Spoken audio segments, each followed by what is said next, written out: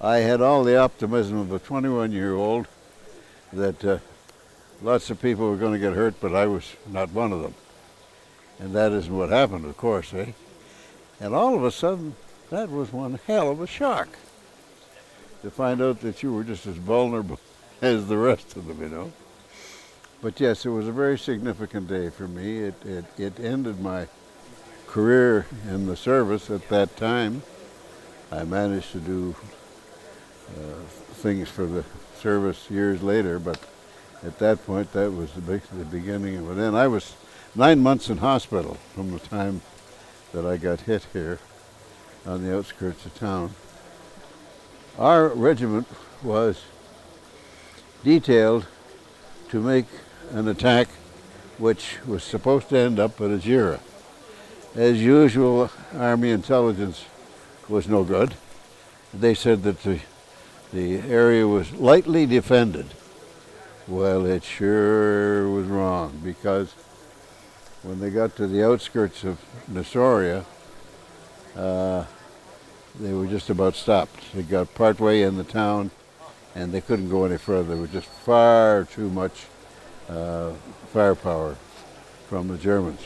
I was detailed with my anti-tank platoon to follow the two leading attack companies. And when they, of course, got stalled, there was no point in me going any further forward. So I was looking for a place to hide for a while, because we were under spasmodic mortar fire, which is rather unsettling. Anyway, we came to a spot just on the outskirts of town. There was an abandoned German tank, disabled, at the entrance to an olive grove, which looked like a place where you had a fair amount of concealment. So I took my platoon of 6 anti-tank guns into there, thinking that it would be a good spot to stay until they got more forward movement. Well, unbeknownst to me, prior to me coming to that point on the road, our carrier platoon had gone in there with the same idea that I had. And almost immediately they were what they call ranged on. In other words, the enemy fires shells too far, too short, and then halves the distance between the two. And 9 times out of 10, he's pretty close. So he decided he better get out of there before they actually started to do some dirty work. So I didn't know this, of course, at all. You see, we came down the road after him. We pulled in there thinking everything was hunky-dory. I told the boys to dig their holes, which we always have to do. And you'd be surprised, you know, they always complain about digging these slick trenches till the first shell comes in. And then, I'm telling you, they're just like moles. The stuff is going up in the air in a hurry. Anyway, that was the order from me. And they were busy at that, and I was checking it, when all of a sudden, just what we didn't anticipate happened. We got just blanketed with mortar fire and German 88 fire in our position. And you couldn't move. There was no way you could. The troops just hunkered down in their holes, which is what they're supposed to do.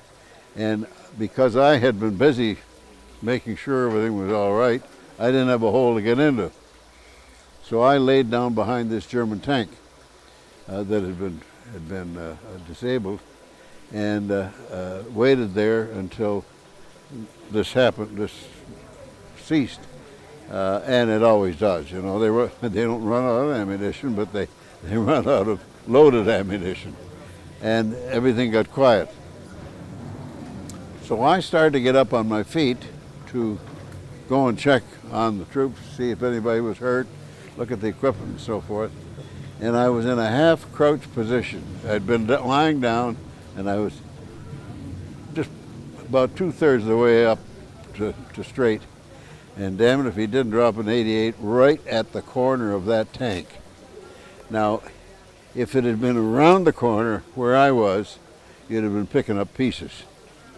But I got one piece across the corner of the tank, which went in to my right shoulder. And of course, from the blast, it took some of my clothes and everything else, and I couldn't hear for a bit. And I was on the ground, lying on my back. And there was one slit trench very close to where I was. And the two boys that were in there, and I heard one say, "Should we go get him?" The other one said, "If you go, I'll go." And eventually the two of them come out of the hole, and he came over, and I said, "Is it bad?" And they said, they rolled me over, you see, at that point, because they were lying on my back. And I heard one guy go, like that. "Oh," he said, "not too bad." Then they had difficulty getting me out because there was fire on the road. And two good friends of mine, by God, two good friends, covered the ground in there, picked me up, got me out of there, got me on a stretcher, and on the back of one of these Jeeps that they had with stretchers strung up on them. And away I went. And I went to our regimental aid post, and the fellow took a look at it, and all he did was put a bandage over it, and a big one. And the padre came along, and he said, "Sir, would you like the last rites?" And I said, "Hell no, I'll be back in about 3 weeks." Well, 9 months later, I'm discharged. So there's the story of how it happened. Wow, that's great. Now, you said two friends helped you out of there and got Yep. you on the road. Yep. Were there other friends that weren't as lucky as you were that day? There were, you read the list there, that was hardly any. There were, for everyone who was wounded, no, the other way around. The ratio of killed to wounded is 1 killed, 3 more wounded. I can't tell you because I don't know. I wasn't there any longer, you see, to know whether. But generally, the answer is you get help. You know, these guys you've lived with for a long time, and they may be also covering their own skin, but they're going to look after you too. I have no doubt about that at all. The dead's a different story.